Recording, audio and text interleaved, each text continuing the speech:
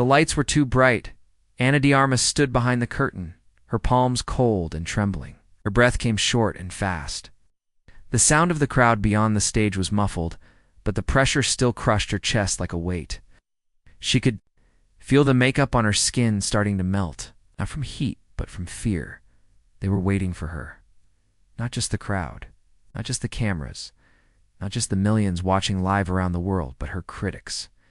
The ones who had whispered that she didn't deserve this role, that she wasn't ready. She only got here because of luck, or her looks. Or because she was next to someone like Keanu Reeves. She could hear them in her head, louder than any. Applause. Ana had done hundreds of interviews, walked red carpets, filmed in every corner of the world. But this moment wasn't a movie. This was live, unscripted, raw.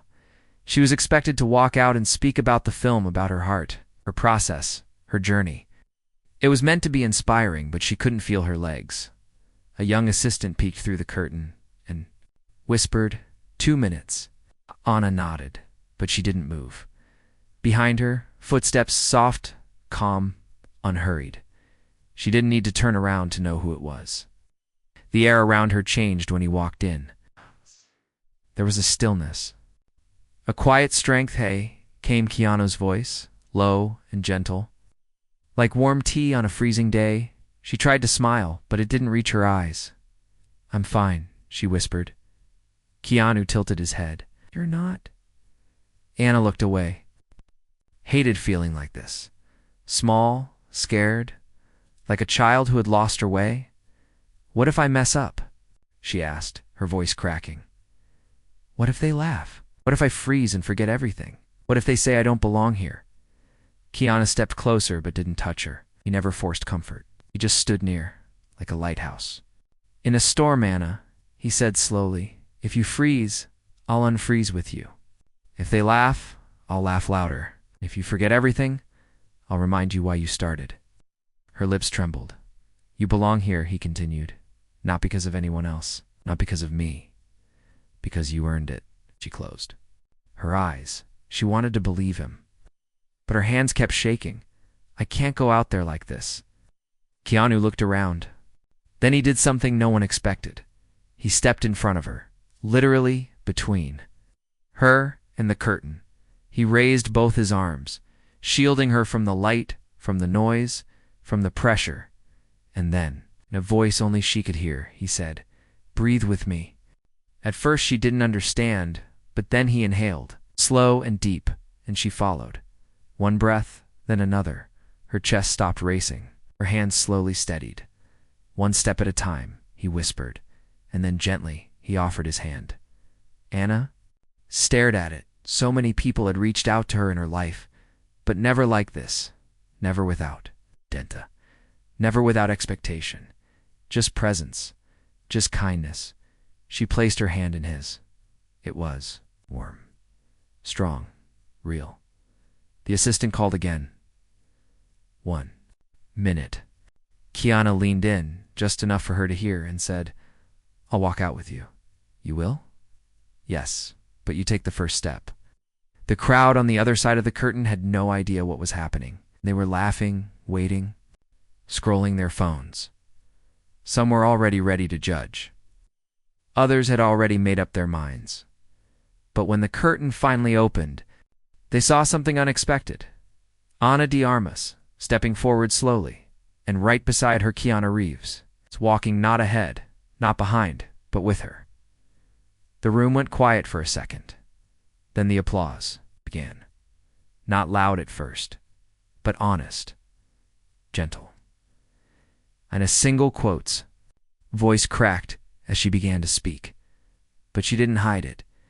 And when she paused, Keanu simply looked at her and nodded, like an anchor in a storm, like someone who wasn't trying to save her, but remind her she already had the strength, because sometimes the most powerful thing you can do for someone shaking is not to hold them up, but to stand beside them until they remember how to stand on their own.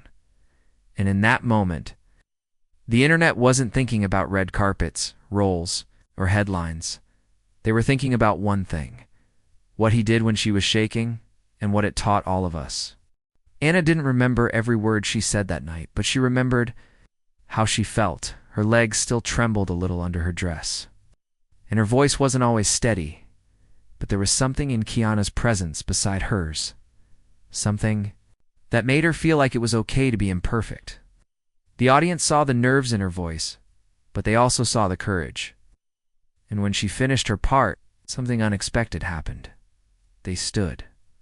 Not just a polite applause, a standing ovation. And she didn't even realize she was crying until she felt the soft touch of a tissue in her hand.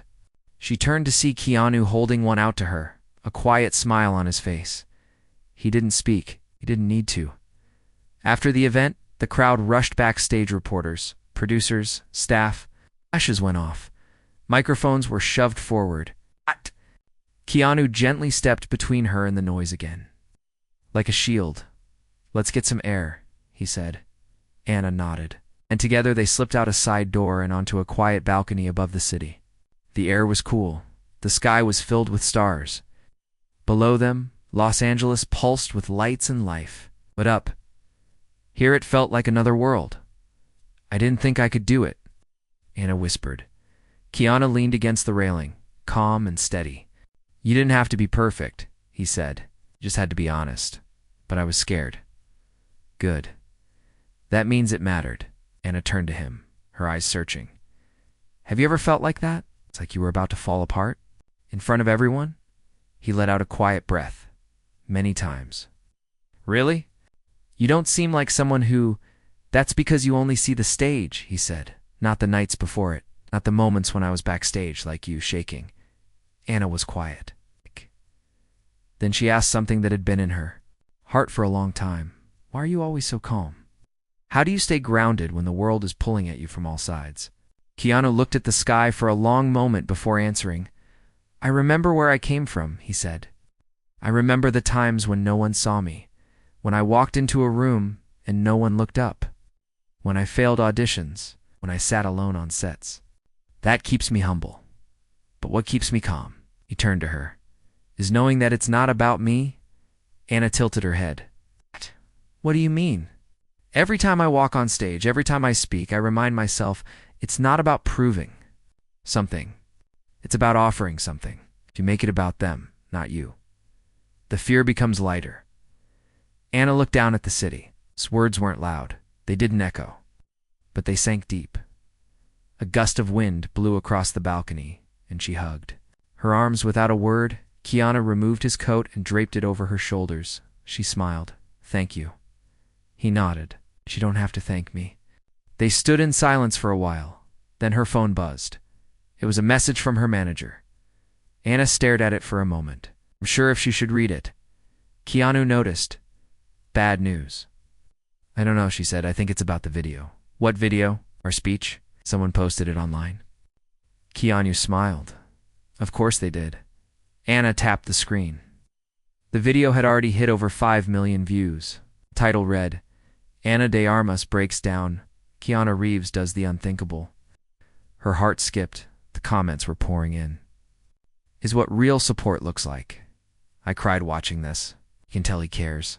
This isn't for show."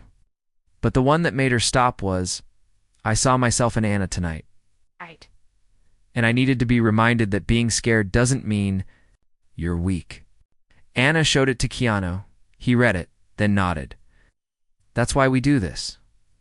She looked at him. "You mean act?" "No," he said. "Connect."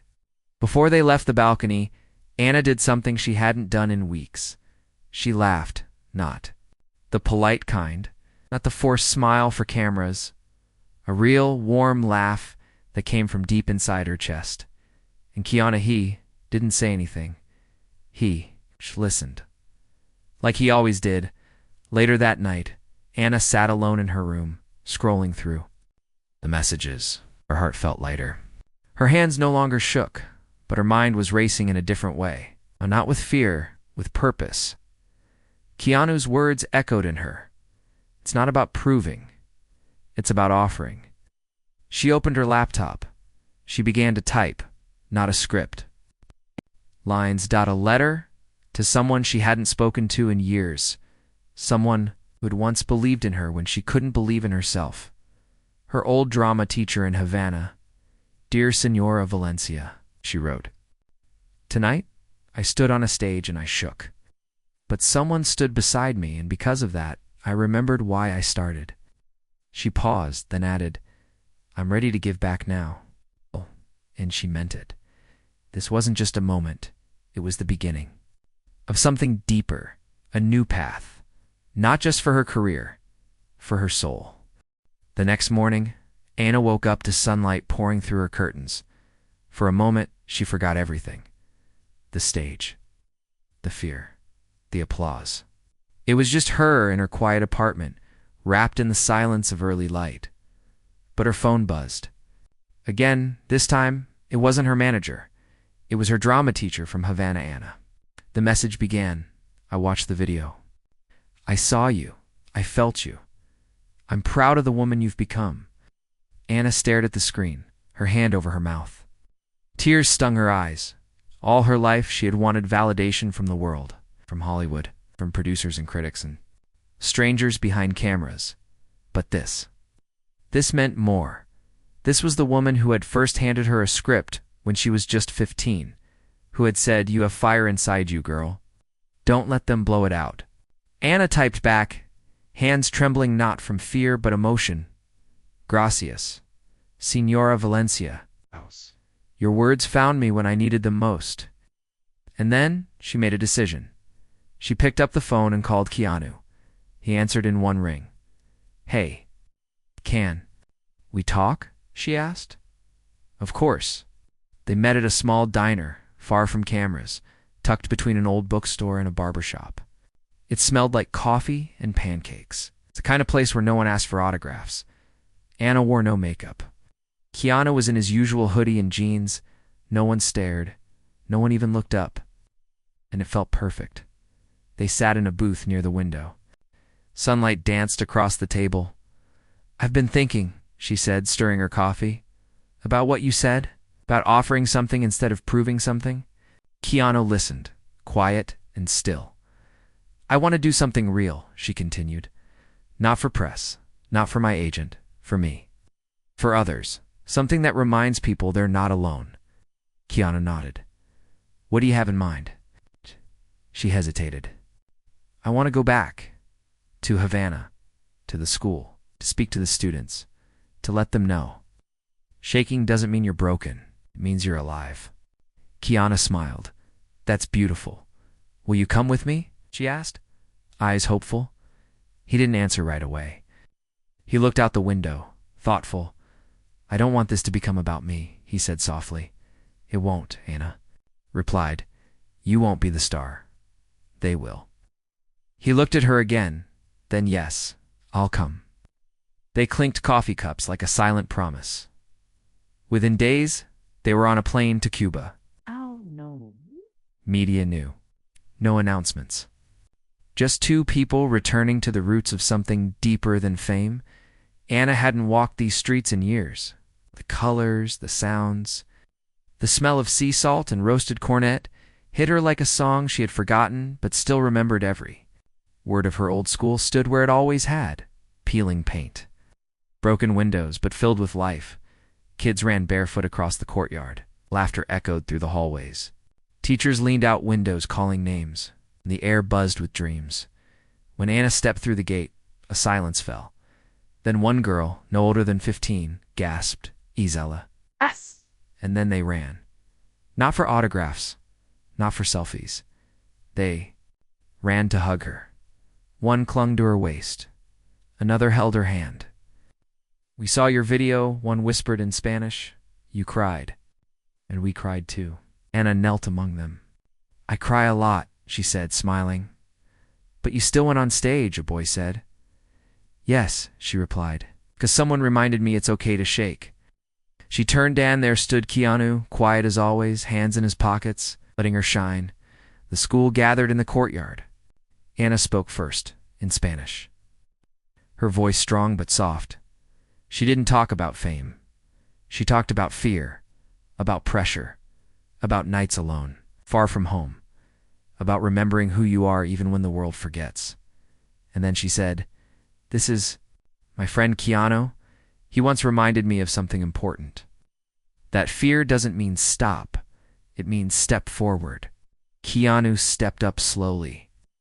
"I don't speak Spanish well," he joked, and the kids laughed. "But I do speak human, and fear. That's a language we all know." He told them how he once bombed an audition so bad he ran out of the building, how he doubted himself, how he sometimes still did. "But someone told me," he said, "you don't need to be fearless, just brave for 5 seconds at a time." The teachers cried, the kids clapped, and in that courtyard, something shifted. Not fame, not popularity, but connection. Real, raw, lasting connection. Afterward, a girl approached. Anna. Her name was Leela. She had short hair, wide eyes, and a notebook full of stories. "I shake too," she said quietly, "especially when I talk." Anna smiled. "Me too, but you keep talking." Anna leaned down, "And so will you." Before they left, Keanu gave the school something unexpected. "A donation?" "No, a promise. I'll come back," he said. "Not to perform, to listen." They left that day not as stars but as people who had given something more important than autographs. Hope, back at the hotel. Anna sat on the balcony as the sun set. Keanu joined her, holding 2 cups of tea. "Thank you," she said. He raised a brow. "For what?" "For walking with me? For standing beside me?" Keanu smiled. "You were never alone." When in that moment, Anna realized something. He wasn't just her co-star, he was her anchor. The person who reminded her that it's okay to shake as long as you keep walking forward. Anna returned to Los Angeles changed. Not louder, not more famous, but clearer. The visit to Havana had done something to her, not just emotionally, but spiritually. For the first time in years, she wasn't chasing the next role to prove her worth. She wasn't trying to silence the critics or outperform her last film. She just wanted to keep walking forward with purpose. Not perfection, but Hollywood wasn't quiet. Her video with Keanu had gone viral. Not for the drama, not for scandal, but for truth. The clip of him standing beside her, quietly holding space while she shook, was everywhere. News outlets called it the most human moment on a red carpet in years. Influencers reposted it with captions like, "This is what support looks like." But with the attention came noise. Studio offers poured in. Some producers wanted to recreate that moment on screen, to turn their vulnerability into a performance. Others wanted exclusive interviews, magazine spreads, reality-style behind-the-scenes access. Her team was thrilled. But Anna wants to one afternoon. As she sat in a cafe reading a script someone had rushed to her inbox, she felt her stomach twist. It was a good role in paper, big studio, strong female lead, emotional arc, but something felt off. The script wanted her to cry on cue, to be vulnerable. In a controlled way, to give the world just enough emotion to win awards, but not enough to feel real. Anna closed the laptop. She took a deep breath, and she called Keanu. "Are you busy?" she asked. "For you?" he said. "Never." They met at a quiet park. Kids played in the distance. Birds flew overhead. The wind carried the sound of leaves rustling gently. "I got offered the lead role," she told him. Keanu waited. "They said it's the part of a lifetime, that it'll define me." He nodded slowly. "And do you believe them?" "I don't know." "Then it's not the part of a lifetime," he said simply. Anna chuckled. "You always know how to cut through the noise." Keanu sat on the bench, arms resting on his knees. "Do you remember what you said in Havana? Which part? That you wanted to offer something, not just perform, something real?" She nodded. "Double quotes, then maybe ask yourself," he said. "Will this role help you offer something, or just prove something?" Anna was quiet. He wasn't telling her what to do. He never did. He was reminding her of who she was. Later that night, she turned down the offer. Her team was shocked. Some were angry. "This could have been huge," they said. "What are you thinking?" Anna didn't fight them. She just smiled and replied, "I'm thinking about offering, not chasing." Meanwhile, Keanu had begun something of his own. He returned to that small diner where they had once clinked coffee cups and left a letter taped under the table. It simply read, "If you've ever felt alone, like you don't belong, sit here. Breathe. You're not broken." Within days, people found it. They started sharing pictures of themselves sitting at that booth, sharing stories. One girl wrote, "I read this letter after crying in my car. I walked in and sat here and felt seen." Another wrote, "Whoever wrote this, thank you. I'm still here because of you." When Anna saw it, her eyes filled with tears. "You started something," she told Keanu. He shrugged. "I just left a note." "No," she said. They began to do more. Not for cameras. Not for applause. They visited acting schools, without warning. They sat in on rehearsals with struggling students. They gave no speeches. They just listened. And slowly, word spread not just about the viral video, but about what came after. The quiet work, the unseen kindness. One afternoon, while walking through a community center for at-risk youth, Anna met a girl named Rain. She was 14, soft-spoken, always looking at the floor. Her counselor said she hadn't spoken in weeks, but when Anna sat beside her, Rain looked up. "I saw your video," she whispered. Anna smiled. "Did it help?" "Yes," Rain said. "I shake too." Anna reached into her bag and handed her something. A bracelet. Simple, woven, handmade in Cuba. "This is for you," Anna said. "It's okay to shake." Rain clutched it to her chest and nodded. The counselor later said Rain hadn't smiled. Like that in a year, Keanu watched from the corner of the room. He didn't interrupt. He didn't pose for photos. He just watched her, Anna, standing in front of someone who reminded her of herself. And in his eyes, you could see it. This was the real performance, not the stage, not the camera. This offering presence, quietly. Out. Fair. After the visit, as they walked back to the car, Anna turned to him. "You ever think maybe this is what we were meant to do all along?" Keanu nodded. "Movies are great. They inspire, they entertain. But presence," he said, "changes lives." Anna didn't need to ask what he meant. She already knew. In the quiet moments when someone is shaking, you don't need a script. You just need to stay, to listen, to walk beside them, and maybe offer a little light. The world kept talking about the video. Weeks had passed, but the moment still lived on. Everywhere Anna went, someone stopped her, not just to say, "I loved your film," but to say, "Thank you for being real." Flight attendant whispered, "I watched you on that stage. I cried with you." A father in a grocery store said, "My daughter saw you break down and told me she didn't feel weird anymore." Even a young security guard at a studio paused as she walked past and said, "You helped me feel okay about being nervous before speaking in front of my church." Anna would smile, say thank you, and walk on. But inside, she carried each word like a thread, weaving them into something larger, something that mattered. One evening, she sat on the floor of her living room, barefoot, surrounded by old notebooks, childhood photos, and stories scribbled in faded ink. Keanu sat nearby, sipping tea and watching her with quiet curiosity. "You okay?" he asked. "I'm thinking," she replied. "Dangerous," he teased softly. She laughed. "I want to do something more." "You already are." No. She said, "I want to build something. Something that stays after we're gone." Keanu set his cup down. Anna pulled out an old flyer from her school in Havana. It was wrinkled, but the message still showed. "No voices too small." "What if we made a space for voices?" she asked. "For people who shake, who feel invisible. A space where their fear is allowed, but not where it ends." Keanu leaned forward, intrigued. "You mean like a school?" he asked. "Not a school."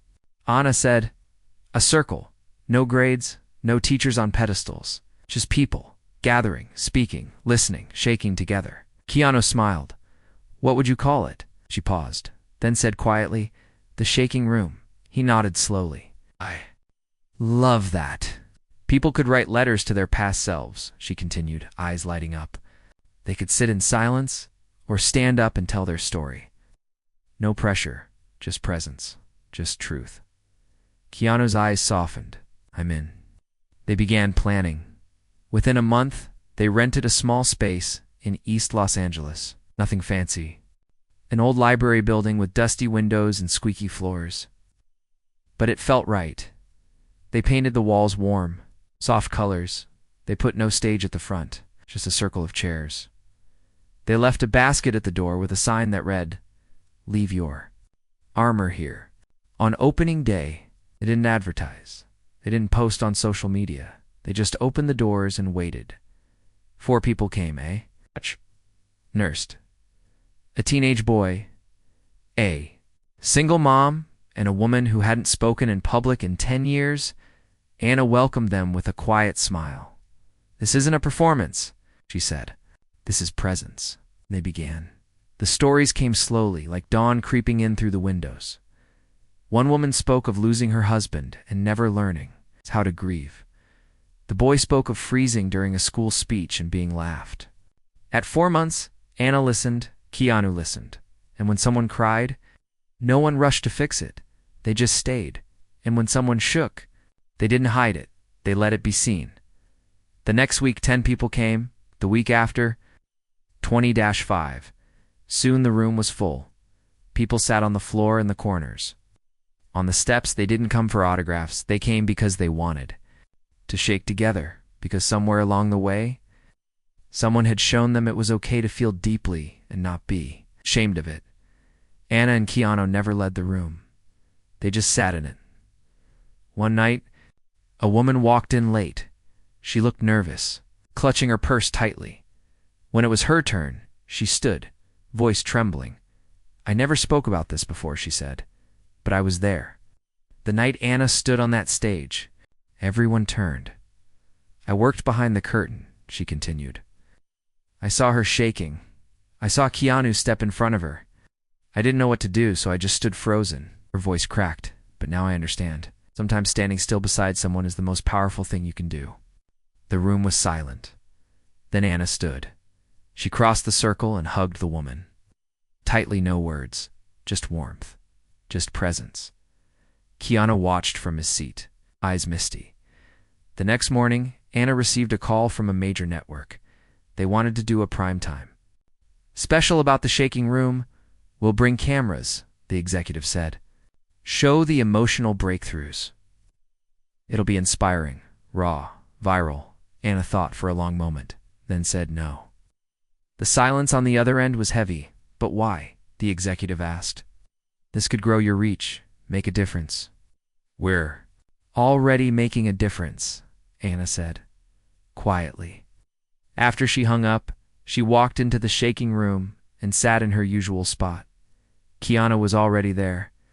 "I said no to the cameras," she told him. He smiled. "Good, how did you know?" "I would because you're not chasing anymore," he said. "You're offering." She exhaled. The world still buzzed outside, still rushed, still demanded more. But in the shaking room, time slowed. People gathered, they breathed, they broke, they rebuilt. And Anna. She kept showing up. Not as a star, not as a symbol, but as someone who still shook sometimes. Someone who had once nearly walked away until someone stepped beside her and reminded her to stay. A year had passed. The shaking room had no billboards, no website, no marketing plan. But word had spread like roots through the soil, quiet, steady, and real. From Los Angeles to Miami, Havana to Seoul, small circles began forming. No one owned the idea. No one trademarked the name. People just heard the story. They remembered the moment Anna standing on stage, voice trembling, Keanu standing beside her, silent but present. And they created their own shaking rooms, in basements, in libraries, in cafes.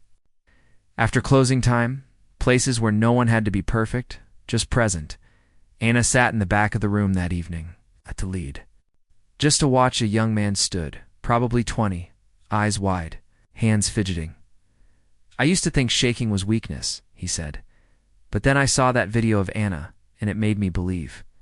Maybe shaking is just the body saying this matters." His voice caught. He sat down. Someone else spoke next. Then another. The circle grew stronger with each voice. Anna looked around. There were no agents here, No lights, no makeup artists fixing hair between takes, but this was the most human set she had ever been on. Keanu slipped into the seat beside her. A little late as always, she smiled. You missed the first story. Then I'll stay for the last, he replied softly. Outside, the sky began to turn gold with sunset. They stepped out into the fading light after the circle ended, walking slowly through. The empty streets? Do you remember that night? Anna asked. Which one? The first one. When I was behind the curtain, Keanu nodded. How could I forget? Anna's eyes shone. I didn't know it would lead to all this. Me neither, he said. They reached a quiet bench and sat down. There was no rush, just stillness. After a long silence, Anna spoke again. You know, I used to think the most powerful moments happened on camera. And now, I think they happen in spaces like this, between breaths, between people, the silence when no one is trying to impress anyone. Keanu nodded. Slowly, that's where the real stories live. Ah, Anna looked at him. Do you still shake sometimes? He smiled. Every time I care. She laughed, soft and true. Then she reached into her bag and pulled out a small notebook. What's that? Letters, she said. From people who said they saw themselves in me. In us. I keep them, not for ego, to remind me why I keep showing up. She opened the notebook and read a few aloud. I was going to quit school. Then I saw your video. I decided to try again. I thought being scared meant I wasn't strong. Now I know it means I'm human. Thank you for shaking. It gave me permission to stand. Keanu listened, without interrupting. Anna closed the notebook gently. I think I'm ready. For what? To take the stage again. He turned to her, eyes soft. You never really left. This time, she said, I want to tell the truth. Not just about a character, about me. What do you mean? I've been offered a live platform, not a role, a chance to speak.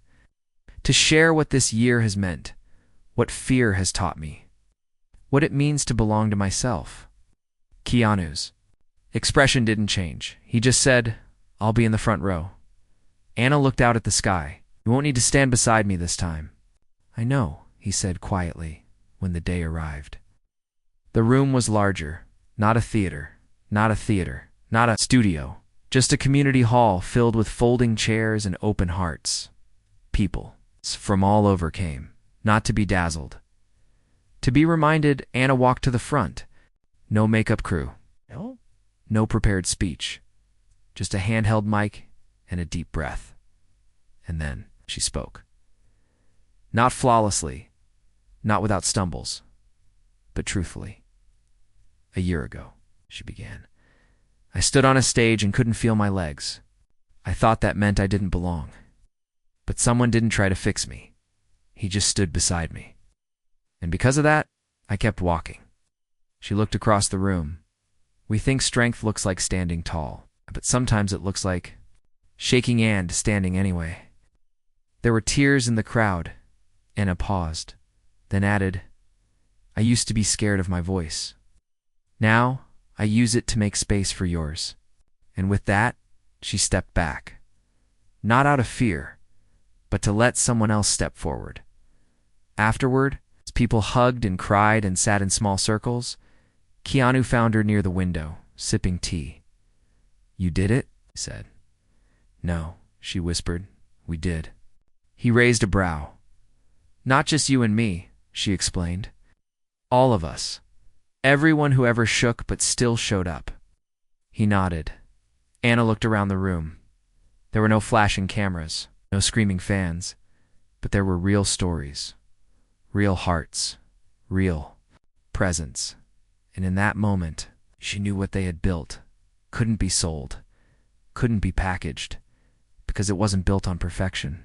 It was built on something stronger, compassion, truth, and the quiet courage to say, I'm scared, but I'm here, and that was enough.